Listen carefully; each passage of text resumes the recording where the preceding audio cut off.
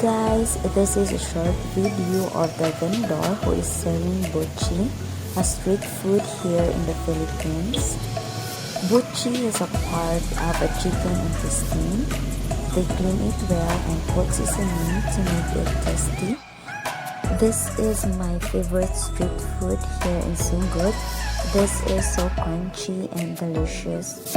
I'm sure you guys like it too. You can buy it as low as 10 pesos.